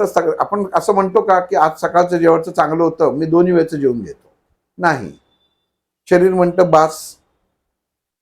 शरीर बोलतं, ढेकर येते, म्हणजे शरीर सांगतं आता बास. किती परमेश्वरांनी सोय करून ठेवलेली आहे. आणि मग संध्याकाळी आपण दुसरं जेवण घेतो. इथं जी साधना करताय ती आधी हातात लिहून ठेवा की मी काय करतो. मग माझ्यासाठी कुठली साधना आहे हा सगळ्यात महत्वाचा प्रश्न येतो. मी कोणाचं करावं. तुम्ही कोणाचंही करा, फक्त अपेक्षा कोणाकडनंच ठेवू नका. म्हणजे तुम्हाला स्वतःलाच तुमची निवड पटकन सहज सोपी होईल. म्हणजे मी गणपतीचं केलं तर माझं पटकन होईल, विष्णूचं केलं पटकन होईल, शंकराचं केलं पटकन होईल. तर तसं करू नका. तुम्हाला काय हवंय, कशासाठी साधना करायची. निश्चितच शास्त्रामध्ये ह्या देवतांचं महत्व सांगितलेलं आहे. काही मुलींची लग्न होत नाही, त्याच्यामध्ये अनुभवाच्या अनुसार हा शब्द महत्वाचा आहे की शंकराच्या पिंडीवरती जर जल वाहिलं तर मुलीचं लग्न ठरतं, किंवा त्या मुलीच्या पत्रिकेत असलेला दोष जो असतो कुळदोष हा जातो असं म्हणतात. खात्री देऊन सांगू शकत नाही. हे अनुभवाने सांगतोय. हे अनुभवाने जसजसं प्रत्येकाला आपण म्हणतो ना की अरे मला ह्या गणपतीचा मी गेलो, मला अनुभव आला, तू पण जा. हा अनुभव बोलत असतो. तसं हे महादेवाचं त्याच्यात. पण आपण काय करतो, लगेच लाल किताब काढतो. 5 नारळ पाण्यात वाहा, अमुक सुपाऱ्या तिथं हे करा. म्हणजे झालं काय, सरळ मार्गी चालला होतास, सेवा करत होतास, हे सोडून या गोष्टींच्या मागे तू ओढला गेलास. आणि लक्षात ठेवा, जीवन ही परीक्षा आहे. तो परमेश्वरच तुमच्या समोर संकट टाकतो. थांब जरा, आता झालं ना, तू माझ्यात सामावलंयस ना, आता तुझी परीक्षा घेतो. आणि ह्या परीक्षेत आपण उत्तीर्ण होणं गरजेचं असतं. संकट येऊ देत, पण एवढी खात्री पाहिजे की हा भगवंत आपल्याला बाहेर काढणार आहे, आणि तो काढतोच. असं होतच नाही की परमेश्वरांनी त्याच्यावरती मार्ग काढला नाही, असं होत नाही, कधीच होत नाही. मी असा खूप आत्ता विचार केला की सडनली काही आत्ता ह्या 2-2.5 आठवड्यामध्ये माझ्या ओळखीची जवळजवळ 5 ते 6 तरुण माणसं हार्ट अटॅकने गेली. आणि मी मनामध्ये विचार केला की काय भानगड काय. ही एवढी याच्यामध्ये का गेली आणि सगळ्यांचं त्याच्यामध्ये गेलं. त्यातली 4 माणसं पूर्ण व्यसनी होती, दारू आणि सिगरेट. मग त्याच्यात भगवंताचा दोष काय किंवा घरच्यांचा दोष काय? काही नाही. घरच्यांचा दोष एकच की तुम्ही त्याला स्वीकारलं. बायकोचा दोष एकच की नवरा दारू पिऊन आल्यावर तू त्याला जेवायला दिलंस. पहिल्यांदाच चूक झाल्यानंतर तुम्ही का नाही त्याच्यामध्ये केलं? देवाला दोष का करायचा?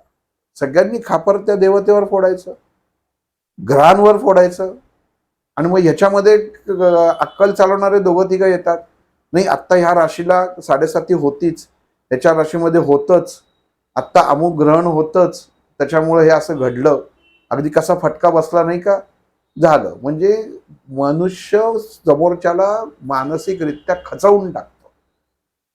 पण हे बघत नाही की त्या माणसाने हे कसं घडलं. एखाद्याचं ब्लड प्रेशर जास्त असेल तर त्याचं ब्लड प्रेशर त्यांनी गोळी घेतली पाहिजे. त्याच्यावर म्हटलं मला काही होतच नाही. मग 2च गोष्टी असतात. एक तर होईल त्याला सहज स्वीकारणं जावं. दुसरी गोष्ट आहे, त्या गोळीची निर्मिती भगवंतांनी कोणाच्या तरी मार्फत केलेली ते आपण स्वीकारणं गरजेचं असतं. मग त्याच्यात आपण मनाचा हट्टीपणा, भगवंत म्हणेल मी सोल्युशन दिले ना रे तुला, ते तू स्वीकार ना. तू देहाची स्थिरता तू त्याच्यात ठेव. पण मला काही होत नाही हा जो गैरसमज आहे, हे शरीर आहे, हे यंत्र आहे, हे मेंटेन. तुम्ही त्याच्यामध्ये तेल घातलं नाही तर कर्कर आवाज हा येणारच. उत्तम शिवण यंत्र आलं ते सिंगरची यायची, त्याच्यावर बुदली पण यायची, नाही तर त्यांनी दिलीच नसती. थोडक्यात काय, मेंटेनन्स पाहिजे. मग तसाच साधनेमध्ये सुद्धा मेंटेनन्स हवा. कसा हवा? आपण आपल्या आठवड्याची केलेली गोष्ट, मी काय केलं, वही करा. परमेश्वराकडे मागितलेल्या गोष्टी आणि न मागितलेल्या गोष्टी. तुम्ही म्हणाल न मागितलेल्या गोष्टी कशा काय लिहिणार? कारण न मागितलेल्या गोष्टी म्हणजे तुम्हाला मनात असून तुम्ही ते लिहू शकत नाही, ते न मागितलेल्या गोष्टी येतात, त्या कॅटेगरीमध्ये येतात.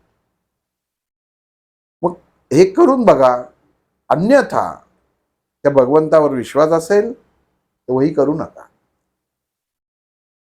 त्याच्या चरणी तुम्ही लीन व्हा. कित्येक उदाहरण आहेत. नामदेव महाराजांचं उदाहरण आहे. फर्स्ट अटेम्प्ट पांडुरंगाचं दर्शन. आर्तताच एवढी की पांडुरंगाला दर्शन द्या, माहीतच नव्हतं समोर आलेला पांडुरंग, पण दर्शन झालं. कोणाचं? नामदेव महाराजांच्या वडिलांना. मुलावर आरोप घेतला, चोरून दूध पितोस, सगळं झालं, पण त्या बाळाचीच आर्तता एवढी होती हाक मारायची, पांडुरंगाला यायलाच लागलं, पण दर्शन घडलं वडिलांना. म्हणजे ह्याच्यामध्ये भाग्यवान कोण? नामदेव महाराज नाही, त्याचे वडील.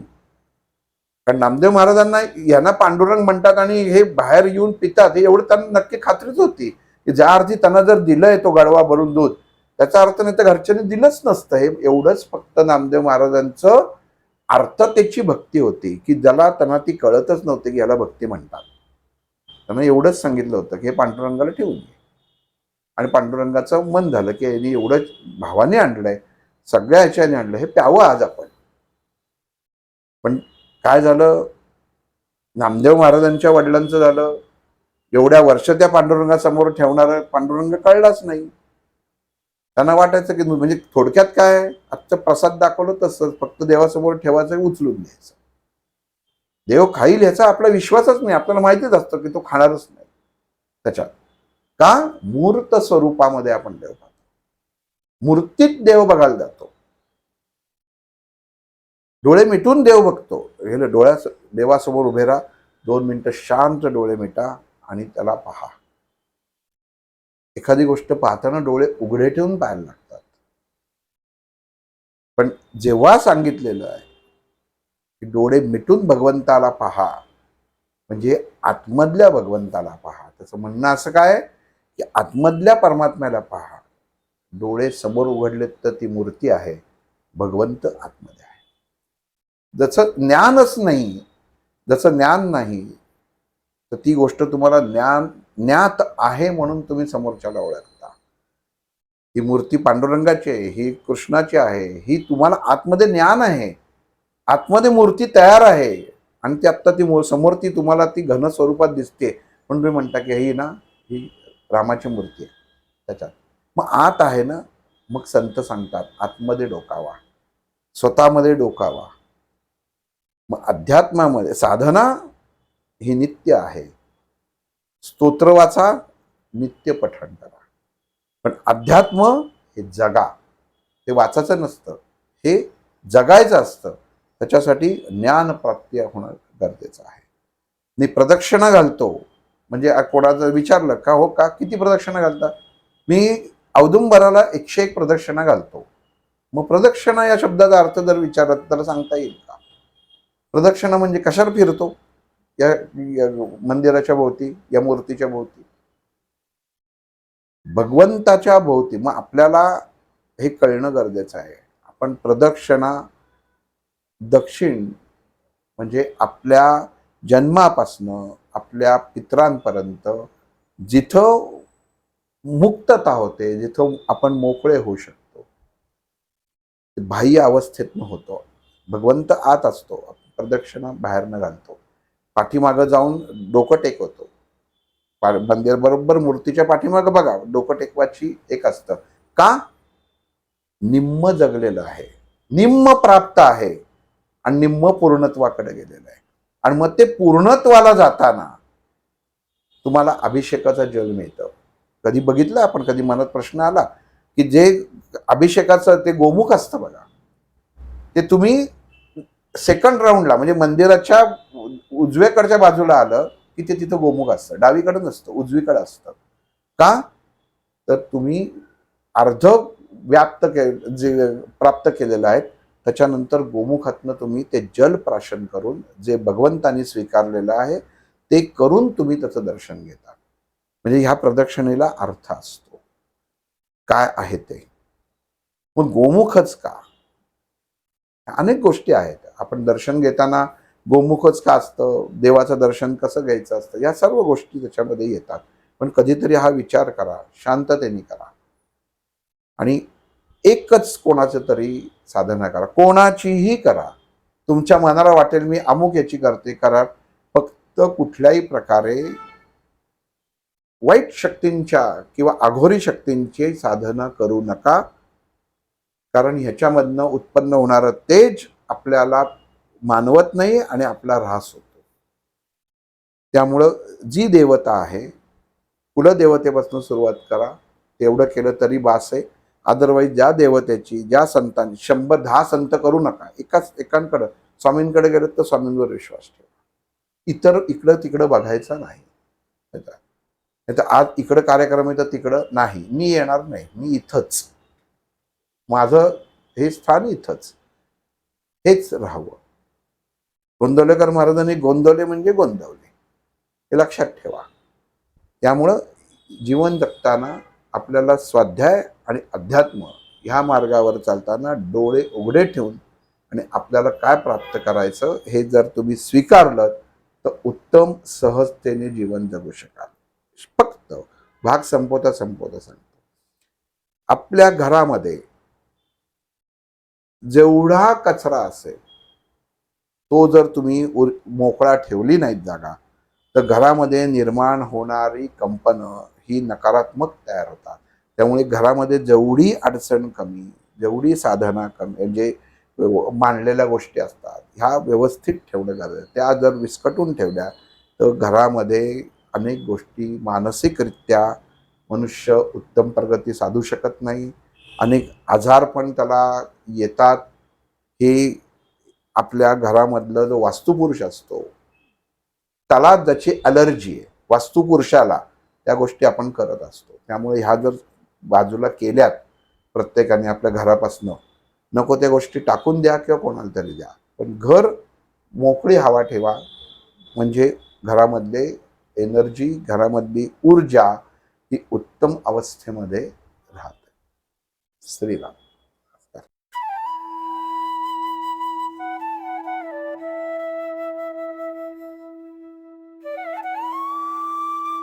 अध्यात्मावर अशीच माहिती मिळवण्यासाठी देव माझा चॅनलला सबस्क्राईब करा